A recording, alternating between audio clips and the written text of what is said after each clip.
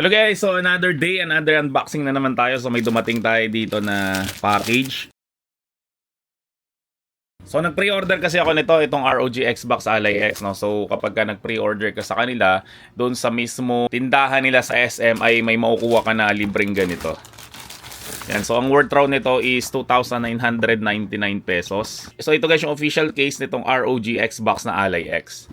So i-open lang natin siya para makita natin yung nasa loob. Uy, matigas. Very nice. So ito yung tsura niya. Meron talaga siyang logo ng ROG.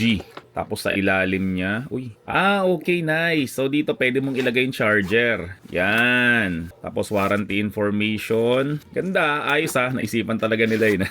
Na dito ilagay yung charger. Tapos, syempre, dito sa loob, dito mo pwedeng ilagay yung Xbox ROG Ally X mo. Kaso, may case tong ROG Ally X ko. Yun, nabilang ko na siya ng case. And syempre, ng tempered glass. So, tingnan niya natin kung kasya siya. Kahit na may case siya. Uy, nice, kasya. Woo! Kala ko hindi kasya. Tapos dito, ano to? Lalagyan ng bala ng Nintendo Switch.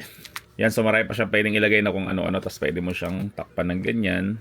Then, isara natin siya. Tingnan natin kung kasya.